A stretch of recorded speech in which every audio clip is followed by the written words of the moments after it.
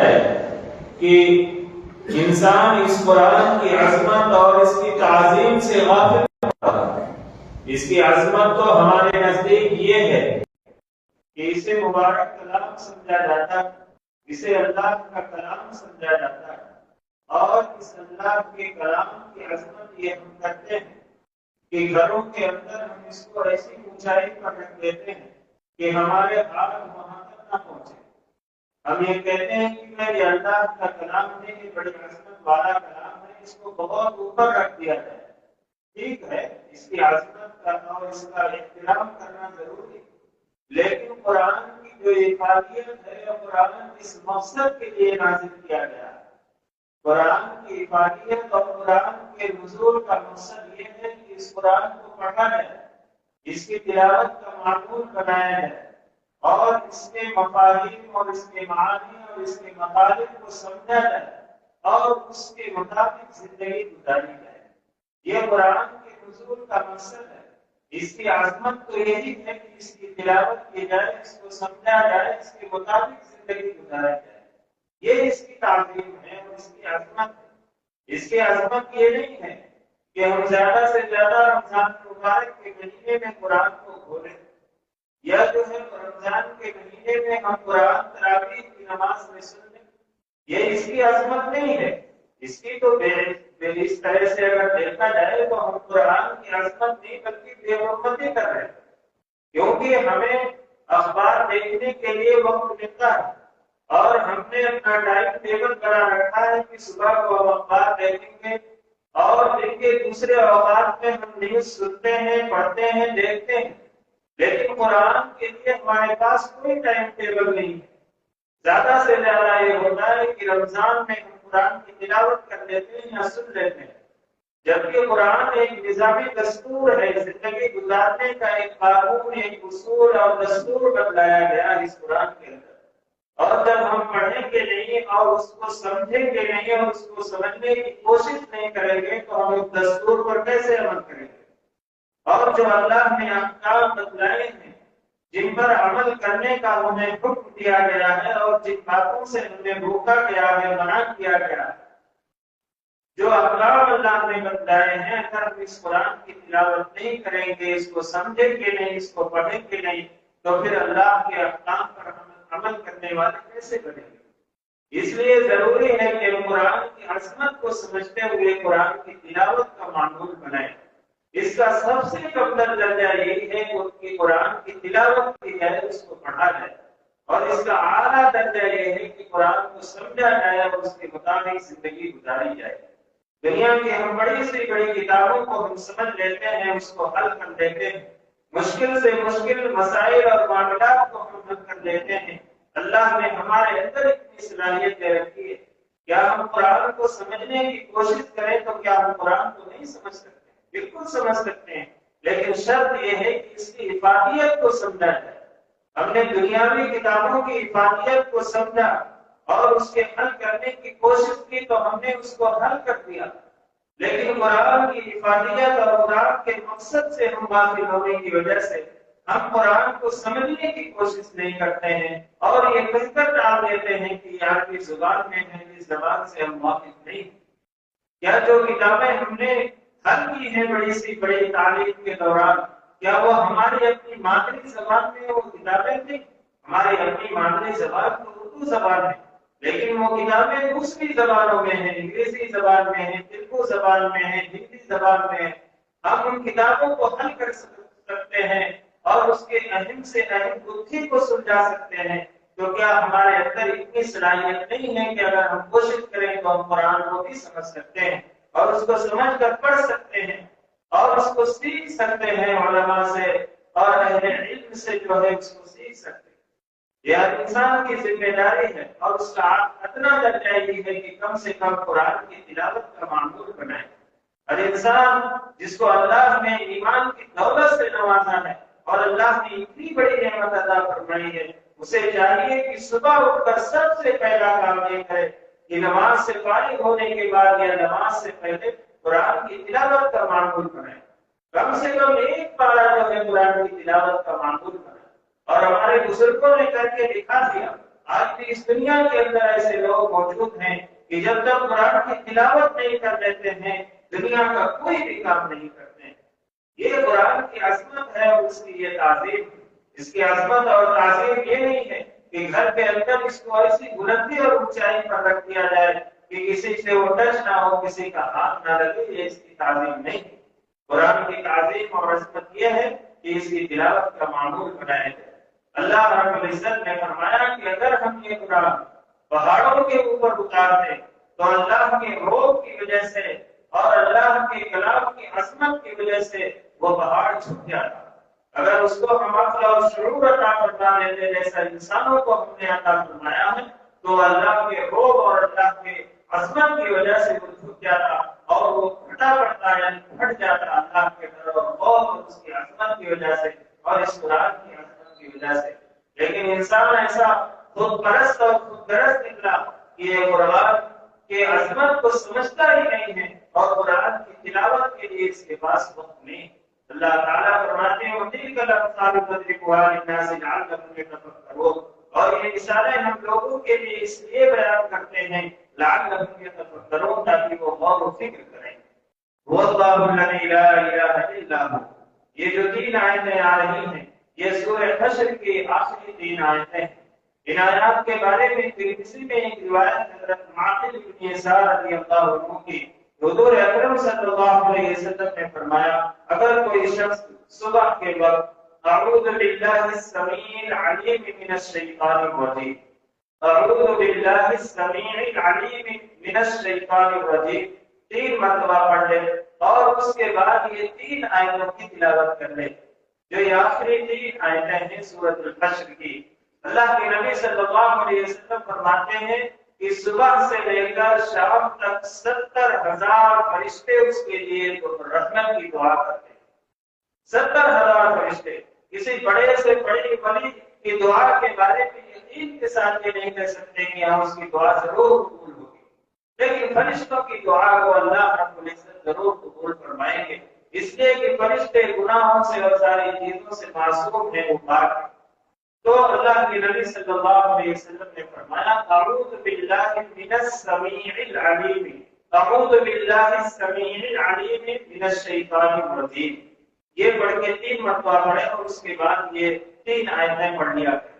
پھر اللہ کے نبی صلی اللہ علیہ وسلم نے فرمایا کہ اگر کوئی شخص شام کے وقت ان آیتوں کو پڑھ لیا کرے تو پھر رات بھر اس کے لیے 70,000 فرشتے اس کے لیے رحمت کی دعائیں کرتے رہتے ہیں۔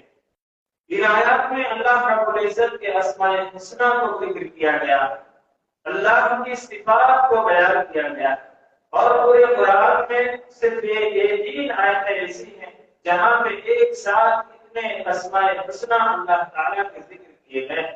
اس میں اللہ تعالیٰ کا ایک ذاتی نام جو اللہ ہے اس کا ذکر کیا گیا اور اس کے بعد میں صفاتی نام جو اللہ کے ہیں اس کو اللہ تعالیٰ نے ذکر فرمایا۔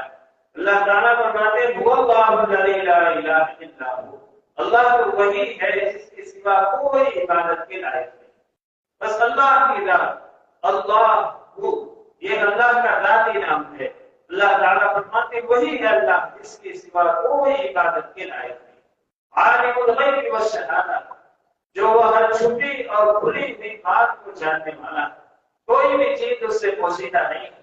یہ انسانوں کو سمجھانے کے لیے اللہ تعالیٰ نے غیب اور شہادت کا ذکر فرمایا کہ چھپی ہوئی اور کھلی ہوئی بات کو جاننے والا، یعنی انسان سے کوئی چیز کوئی بات چھپی رہتی ہے اور کوئی آنکھوں کے سامنے رہتی ہے، لیکن اللہ رب العزت کی ذات ایسی ہے کہ اس سے کوئی بھی چیز پوشیدہ نہیں، ساری چیزیں اللہ کے علم میں ہیں، یہاں تک کہ بندے کے دل کے اندر جو خیال آتا ہے وہ بھی اللہ رب العزت کے علم میں ہے۔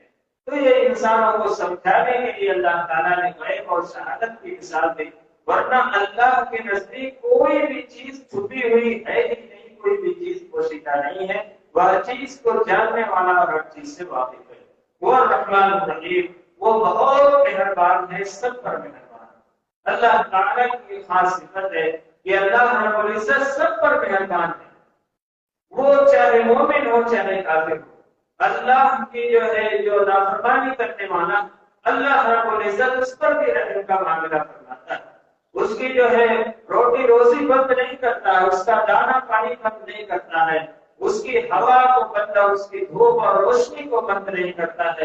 اللہ رب العزت بڑا مہربان ہے اور سب پر رحم کرنے والا ہے۔ واللہ الذی لا الہ الا هو، پھر اللہ تعالیٰ فرماتے ہیں وہی تو اللہ جس کے سوا کوئی عبادت کے لائق نہیں۔ الملک، جو بادشاہ ہے، جو مالک ہے، ساری کائنات کا مالک۔ القدوس، جو قابل تقدیس یعنی تسبیح کے لائق ہے، پاکی بیان کرنے کے لائق ہے اور ہر عیب سے پاک ہے۔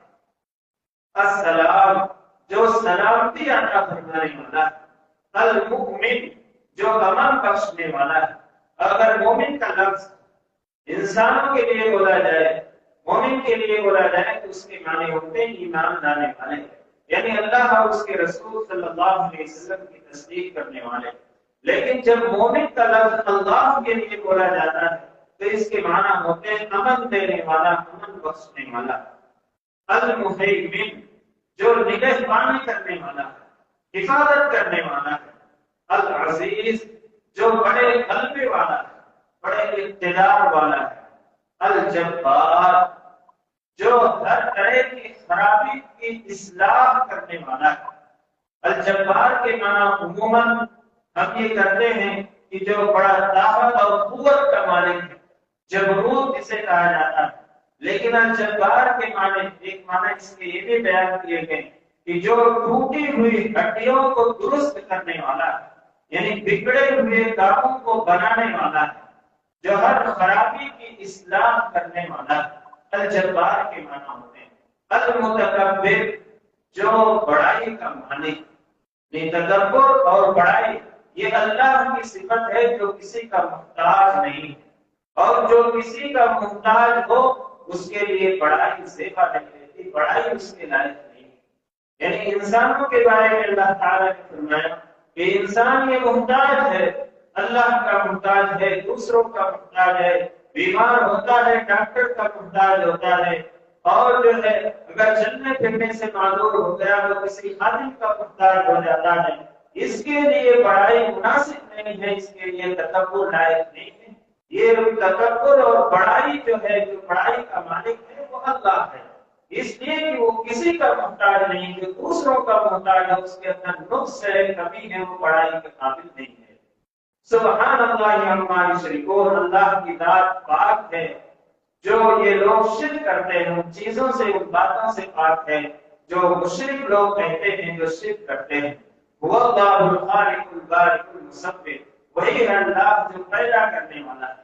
الباری، جو وجود میں لانے والا ہے۔ الباری یہ صفت ہوتی ہے کہ اس سے پہلے اس کا کوئی نمونہ موجود نہ ہو۔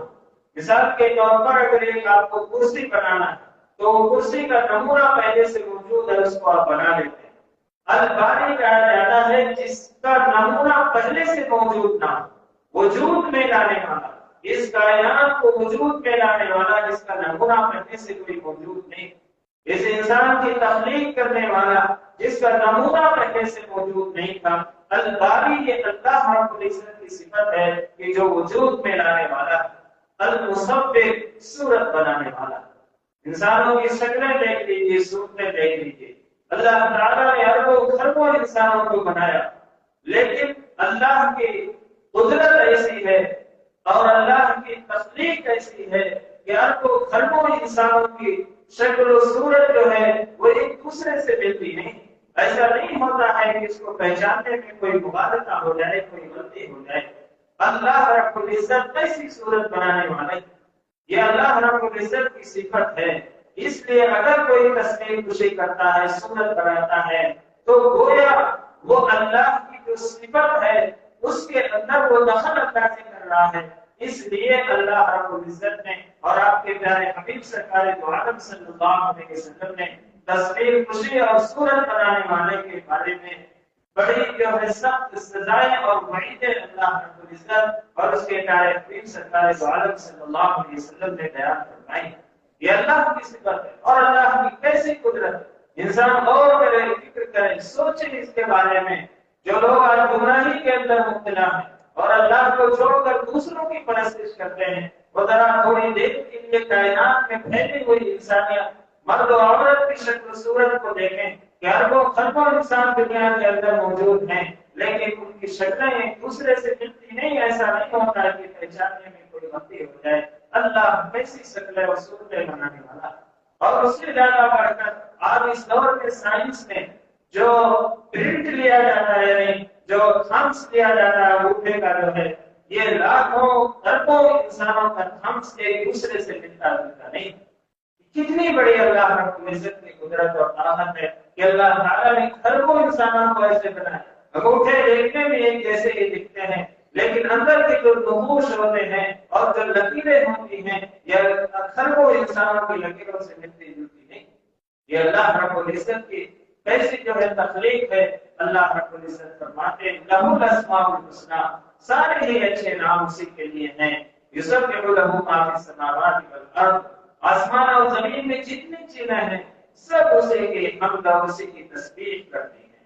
وہ العزیز الحکیم، اور وہ غالب ہے، کمال حکمت والا ہے. اللہ رب العزت کے جو 3 آیتیں آخر کی ہیں اس میں اللہ رب العزت کے اسماء الحسنی ذکر کیے گئے. ویسے حدیث پاک میں اللہ رب العزت کے نام 99 بتلائے گئے ہیں، اور بعض مفسرین نے کچھ کتب کے حوالے سے 162 نام بھی اللہ تعالیٰ کے ذکر کیے ہیں.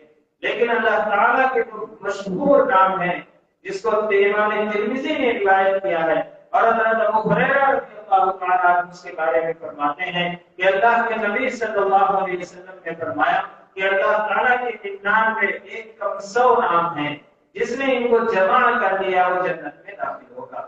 جمع کرنے سے مراد یہ ہے کہ اس کو یاد کر لیا جائے اور ان ناموں کو ذکر کر کے اور ان ناموں کو یاد کر کے اللہ سے دعا کی جائے. جمع کرنے کا مطلب یہ ہے کہ ان ناموں کو یاد کیا جائے. یہ 99 نام ہیں. بسم اللہ الرحمن الرحیم. سورۃ الممتحنہ مدنیہ. آگے جو سورت ہے اس سورت کا نام سورۃ الممتحنہ ہے. ممتحنہ کہتے ہیں وہ عورت جس کا امتحان لیا جائے. اس سورت کی آیت نمبر 10 میں اللہ رب العزت نے فرمایا کہ اگر کوئی عورت مکہ سے ہجرت کر کے مدینہ آتی ہے اور وہ یہ کہتی ہے کہ میں مسلمان ہوں تو اس کو جانچ لیا جائے، اس کے امتحان لے لیا جائے، اس کو ایسے ہی واپس نہ بھیجا جائے. یہ سورت نازل ہوئی ہے سن 8 ہجری میں فتح مکہ سے پہلے اور صلح حدیبیہ کے بعد. اور صلح حدیبیہ میں یہ معاہدہ ہوا تھا کہ اگر کوئی مکہ سے مدینہ آتا ہے، مسلمان ہو کر ہجرت کر کے آتا ہے، تو اس کو حضور صلی اللہ علیہ وسلم مسلمان اس کو مکہ واپس بھیج دیں گے. اور اگر کوئی شخص مدینہ سے مرتد ہو کر مکہ جاتا ہے تو مکہ والے اسے واپس نہیں کریں گے. دیکھا جائے تو وہ بالکل ایک طرفہ معاہدہ تھا، لیکن اللہ کے نبی صلی اللہ علیہ وسلم نے اس کو تسلیم کیا. اب عورتوں کے بارے میں یہ حکم تھا کہ اگر کوئی عورت مدینہ آتی ہے تو اس کو جانچ لیا جائے کہ اگر وہ مسلمان ہے تو اس کو واپس نہ بھیجا جائے. اس سورت کی 10ویں آیت میں اللہ رب العزت نے اس عورت کے بارے میں جو مسئلہ بیان فرمایا، معاملہ فرمایا، اس میں ممتحنہ کا لفظ آیا ہے، اس لیے اس سورت کا نام سورۃ الممتحنہ ہے. اس میں 13 آیتیں ہیں اور 2 رکوع ہیں، اور یہ مدنی سورتوں میں سے ہے. اس سورت کا شان نزول یہ ہے کہ مدینہ مکہ کے رہنے والے مغنیہ عورت ہے، اس کا نام سارہ تھا. مغنیہ اس عورت کو کہتے ہیں جو گانے بجانے والے کا کام کرتی ہے. یہ مدینہ آئی اور حضور اکرم صلی اللہ علیہ وسلم نے اس سارہ نامی عورت سے ملاقات کی. حضور اکرم صلی اللہ علیہ وسلم نے اسے سوال کیا کیا تم مسلمان بن کر آئی ہو؟ اس نے کہا نہیں. پھر آپ نے پوچھا کیا تم ہجرت کر کے آئی ہو؟ اس نے کہا نہیں. حضور اکرم صلی اللہ علیہ وسلم نے اس سے پوچھا کہ پھر تمہارے آنے کا مقصد کیا ہے؟ اس نے کہا کہ میں ایک گانے بجانے والی عورت ہوں. حضور اکرم صلی اللہ علیہ وسلم نے فرمایا کہ ہاں مجھے معلوم ہے.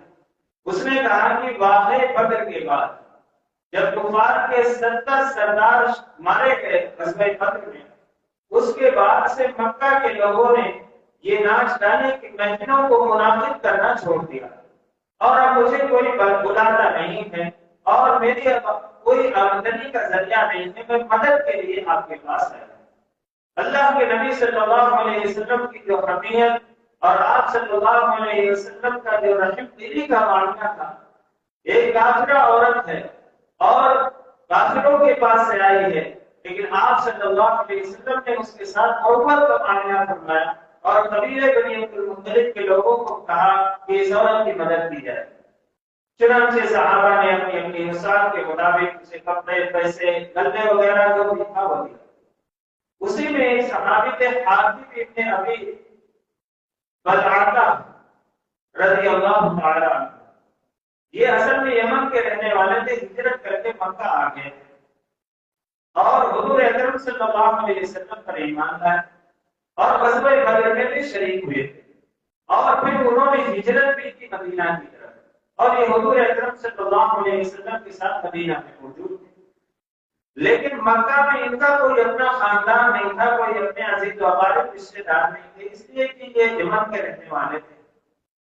اور حضور اکرم صلی اللہ علیہ وسلم نے یہ منصوبہ بنایا تھا کہ حدیبیہ کی جو صلح ہوئی تھی اس عہد نامہ کو مکہ کے کافروں نے توڑ دیا، اب جو ہے ہمیں تیاری کرنا چاہیے اور تیاری کر کے جو ہے مکہ کے اوپر حملہ آور ہونا چاہیے۔ آپ صلی اللہ علیہ وسلم خفیہ طور پر جو اس کی تیاری فرما رہے تھے، اور اس کا مقصد یہ تھا کہ اچانک مکہ پر حملہ کیا جائے اور کافر لوگ جو ہے وہ تیاری نہ ہونے کی بنا پر ہتھیار ڈال دیں تاکہ مکہ میں خون اور خرابہ نہ ہو۔ یہ خفیہ طور پر ایک منصوبہ چل رہا تھا اور اس کی ترتیب دے رہے تھے۔ حاتم ابن ابی بلعہ رضی اللہ تعالی عنہ جو صحابی تھے، ان کو اس بات کا علم تھا۔ انہوں نے یہ سوچا کہ مکہ میں میرے اہل خانہ ہیں اور ان کا کوئی عزیز و اقارب رشتے دار نہیں ہے، اور وہاں پہ جو کافر ہیں وہ میرے بیوی بچوں کو، اہل خانہ کو ستائیں گے اور ان پر ظلم کریں گے تو ان کو کوئی بچانے والا نہیں ہو، لہذا میں ان کے ساتھ ایک احسان کروں کہ ایک خط لکھ کر جو اس عورت کو دے دوں تاکہ جو ہے وہ مکہ کے کافروں اور سرداروں کو معلوم ہو جائے کہ محمد صلی اللہ علیہ وسلم ان پر حملہ آور ہونے والے ہیں۔ اور انہوں نے یہ بھی ساتھ میں کہا کہ یہ تو اللہ کا وعدہ ہے، اس سے کوئی محمد رسول اللہ صلی اللہ علیہ وسلم کو اور اسلام کو اور مسلمانوں کو کچھ نقصان نہیں پہنچے گا، اس لیے کہ اللہ کا وعدہ ہے، پکا فتح ضرور ہوگا، لیکن اس احسان کرنے کی وجہ سے میرے اہل خانہ اور میرے جو بیوی بچے وہاں جو ہے ان کی تکلیف سے بچ جائیں گے۔ چنانچہ انہوں نے تصدیقاً کی ایک چادر اس عورت کو دی اور اسی کے ساتھ ساتھ ایک خط لکھ کر اس عورت کو دے دیا کہ یہ مکہ کے سرداروں کو پہنچا دو۔ اس میں انہوں نے خط کے اندر یہی لکھا کہ تمہارے خلاف یہ سازش ہو رہی ہے، تم اپنا بچاؤ کرو۔ یہ جو ہے لکھ کر روانہ کر دیا۔ اللہ کے نبی صلی اللہ علیہ وسلم کو وحی کے ذریعے سے یہ بتلا دیا گیا کہ وہ سارا نامی عورت ایک خط لے کر جا رہی ہے مکہ کے سرداروں کے پاس، اور یہ روضہ خدخہ ایک جگہ ہے وہاں پہ پہنچی ہوئی ہے۔ اللہ کے نبی صلی اللہ علیہ وسلم نے حضرت علی رضی اللہ عنہ کو، حضرت زبیر اور حضرت مقداد رضی اللہ عنہ کو فوراً جو گھوڑے پر روانہ کیا اور بتایا کہ فلاں جگہ پہ وہ عورت ہے، اس کے پاس ایک خط ہے، وہ خط لے کر آ جاؤ۔ یہ جب پہنچتے ہیں اور اس کا روٹ پر جا رہی تھی، اس کا سامان اس کی تلاشی لیتے ہیں تو وہ انکار ہی کرتی رہتی ہے کہ میرے پاس کوئی خط نہیں ہے۔ پھر حضرت علی رضی اللہ عنہ نے فرمایا کہ نہیں، اللہ کے نبی صلی اللہ علیہ وسلم کا فرمانا غلط تو نہیں ہو سکتا، تمہارے پاس خط ہے اور تم اس خط کو نکالو ورنہ ہم تمہیں ننگا کر دیں۔ جب یہ بات سنی تو اس نے اپنے ازار یعنی پیجامے سے اس خط کو نکالا اور حضور اکرم صلی اللہ علیہ وسلم کے پاس صحابہ کرام خط لے کر آئے۔ حضور اکرم صلی اللہ علیہ وسلم کے پاس حضرت عمر فاروق رضی اللہ عنہ بیٹھے، ان کے غیرتی ایمانی جوش میں آئے اور انہوں نے کہا اللہ کے نبی صلی اللہ علیہ وسلم آپ اجازت دے تو میں اس کی یعنی حاتم بن ابی بلتعہ کی میں جو ہے گردن جو ہے اس کو جو ہے کاٹ دوں، اس کو قتل کر دوں۔ اللہ کے نبی صلی اللہ علیہ وسلم نے حضرت حاتم بن ابی بلتعہ کو بلایا اور ان سے پوچھا، انہوں نے صاف صاف مجھے بیان کر دی کہ میرا مقصد یہ تھا کہ میرے بیوی بچے وہاں میں جو ہیں وہ محفوظ رہیں گے، کیونکہ دوسرے جو مہاجر لوگ ہیں ان کے عزیز وقارب رشتے دار وہاں پہ ہیں، ان سے مکہ کے کافر ڈریں گے، لیکن میرا کوئی نہیں ہے کیونکہ میں یمن کا رہنے والا ہوں، میرا وہاں کوئی نہیں ہے، اس لیے میں نے جو یہ کیا۔ اور اللہ کے نبی صلی اللہ علیہ وسلم میں نے اس خط کے اندر یہ بات میں لکھی تھی کہ اے مکہ کے سرداروں، آپ صلی اللہ علیہ وسلم اگر تنہا بھی مکہ کے اندر داخل ہو جائیں گے تو بھی مکہ فتح ہو جائے گا، اس لیے کہ اللہ کا وعدہ ہے۔ میرا کوئی اور مقصد نہیں تھا، صرف ایک مقصد تھا۔ حضور اکرم صلی اللہ علیہ وسلم نے فرمایا ٹھیک ہے۔ پھر حضرت عمر فاروق رضی اللہ عنہ کی غیرت ایمانی جوش میں آئی۔ حضور اکرم صلی اللہ علیہ وسلم نے منع فرمایا کہ نہیں، یہ جو ہے غزوہ بدر میں شریک ہو چکے ہیں اور اللہ نے غزوہ بدر میں شرکت کرنے والوں سے جنت کا وعدہ فرمایا، اور یہ کہہ رہے ہیں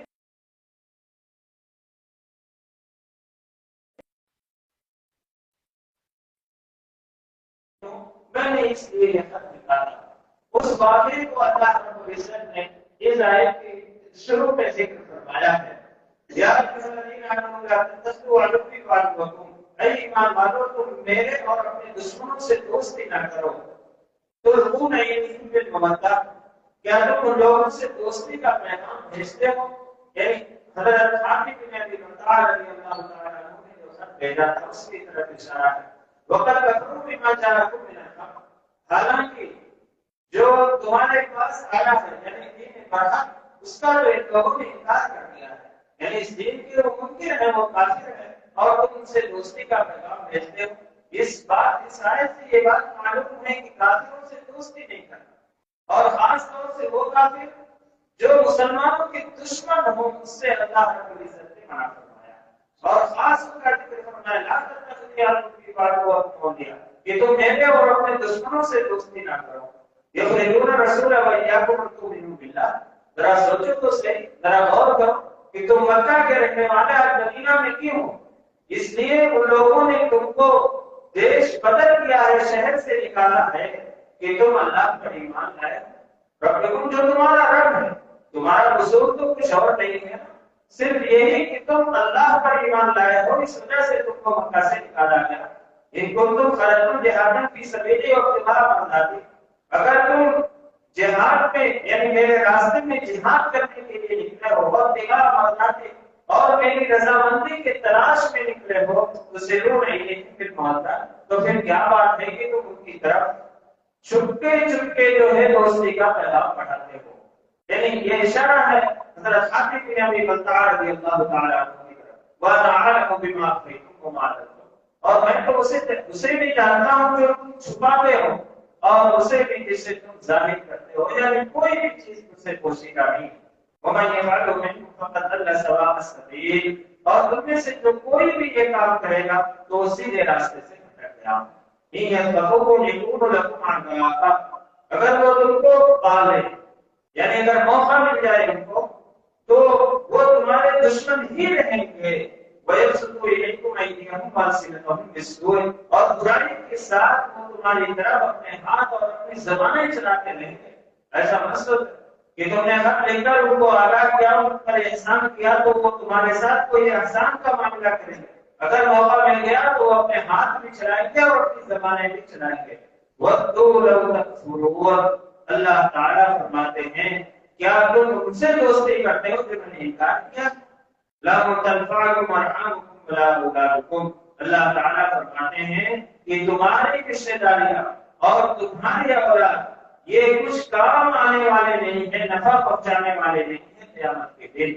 یعنی تم نے اپنی اولاد کی وجہ سے اور اپنے رشتہ داریوں کی وجہ سے تم نے ایک منصوبہ جو کر رہا تھا اس سے تم نے جو ہے کافروں کو باخبر کر دیا اولاد کی محبت سے، رشتہ داری کی محبت میں۔ اللہ تعالیٰ فرماتے ہیں رشتہ داری کی اولاد کی قیامت کے دن کچھ کام آنے والی نہیں، انسان کا عمل ہی کام آنے والا ہے۔ یفصل بینکم، اللہ تمہارے درمیان فیصلہ کر دے گا۔ واللہ بما تعملون بصیر، اور اللہ جو تم کر رہے ہو اس کی پوری خبر رکھنے والا ہے۔ تو ان آیات میں اللہ رب العزت نے اسی واقعے کی طرف اشارہ فرمایا، اور اسی کے ساتھ ساتھ اس میں یہ حکم ہے کہ جو مسلمانوں کے دشمن ہے، سب قریب دشمن ہے، ان سے دوستی کے لیے ہاتھ نہ بڑھایا جائے، ان کافروں کو اپنا دوست نہ بنایا جائے۔ اللہ تعالیٰ نے اس سے منع فرمایا ہے۔ اللہ رب العزت ہم سب کو فرمائے آمین وآخر دعوانا للہ رب العالمین والعاقبۃ للمتقین والصلاۃ والسلام علی سید الانبیاء والمرسلین محمد وعلی آلہ وصحبہ اجمعین۔ ربنا آتنا في الدنيا حسنة وفي الآخرة حسنة وقنا عذاب النار یا حی یا قیوم یا وجود یا خلاص المدید یا فعال الجماہیر یا رحم الرحمین رب العالمین سارے جہان کے پالنے والے آپ رحمان ہیں بڑی بڑی خطاؤں کو معاف فرمانے والے ہیں آپ رحیم ہیں بار بار معاف فرمانے والے ہیں آپ کریم ہیں بلا استغفار بہت سارے نعمتوں سے نوازنے والے ہیں یا رحم الرحمین آپ نے دنیا کی بہت ساری نعمتیں عطا فرمائی ہیں یا رحم الرحمین ان نعمتوں کے عطا فرمانے میں آپ تنہا مالک ہیں آپ کا کوئی شریک نہیں ہے یا رحم الرحمین ان نعمتوں کی قدردانی کی ہم سب کو توفیق عطا فرما دیجیے یا رحم الرحمین جہاں آپ نے ہمیں دی دنیا کی بہت ساری نعمتیں عطا فرمائی ہیں وہی ہم سب کو مغفرت کی تمام نعمت سے بھی مالا مال فرما دیجیے یا رحم الرحمین ہم سب کی مغفرت فرما دیجیے یا رحم الرحمین ہم گنہگار خطاوار قصوروار ہوتے ہیں یا رحم الرحمین ہم بڑی بڑی خطاؤں کو معاف فرمانے والے حتیٰ کہ کفر اور شرک کو بھی توبہ کرنے سے معاف فرما دیتے ہیں یا رحم الرحمین ہم سب کی خطاؤں کو درگزشوں کو درگزر فرما دیجیے یا رحم الرحمین جو بیمار ہے شفائے کاملہ عاجلہ دائمہ مستمرہ عطا فرمائیے یا رحم الرحمین اس موٹی کا علاج بیماری کا خاتمہ فرما دیجیے یا رحم الرحمین اس بیماری سے جو اللہ تمام مرض سے سب کی ساری انسانیت کی حفاظت فرما دیجیے یا رحم الرحمین ہم سب کو اپنا محتاج بنائیے کسی اور کا محتاج نہ بنائیے یا رحم الرحمین مجبوری سے معذوری سے بے توفیقی سے یا رحم الرحمین ہم سب کی حفاظت فرما دیجیے یا رحم الرحمین یہ ہاتھ کے سامنے اٹھتے ہیں یا رحم الرحمین ان ہاتھوں کو کسی اور کے سامنے اٹھانے اور پھیلانے سے تا حیات ہماری بھی ہماری آنے والی نسلوں کی بھی حفاظت فرمائیے یا رحم الرحمین یہ پریشانی آپ کے آگے جھکتی ہے یا رحم الرحمین تا حیات اس پریشانی کو اور ہمارے آنے والی نسلوں کو کسی اور کے سامنے جھکانے سے ہماری حفاظت فرما دیجیے یا رحم الرحمین سب پر رحم کا کرم کا عافیت کا سلامتی کا درگزر کا معاملہ فرمائیے یا رحم الرحمین ہمارے عزیز و غالب ہمارے رشتے دار جو دنیا سے رخصت ہو گئے یا رحم الرحمین ہم سب کی مغفرت فرما دیجیے امت مسلمہ کے تمام رحمین کی مغفرت فرما دیجیے یا رحم الرحمین ہمیں اپنا بنا دیجیے آپ ہمارے ہو جائیے یا رحم الرحمین ہم سب کو اپنے پیارے پیارے بندوں میں شامل فرما دیجیے یا رحم الرحمین جو زندگی گزر گئی جو زندگی باقی بچی ہوئی ہے یا رحم الرحمین ہم سے سنت کے مطابق زندگی گزارنے کی توفیق عطا فرما دیجیے یا رحم الرحمین جب تک زندگی عطا فرمائیے ایمان اور عمل صالح کے اوپر قائم اور قائم رکھیے اور جب اس دنیا سے جانے کا وقت آئے یا رحم الرحمین ہم سب کا خاتمہ اکمل ایمان پر نصیب فرمائیے یا رحم الرحمین حضور اکرم صلی اللہ علیہ وسلم کے صدقے میں ہماری دعاؤں کو قبول و منظور فرما لیجیے ربنا تقبل منا انك انت السميع العليم وتب علينا انك انت التواب الرحيم برحمتك يا رب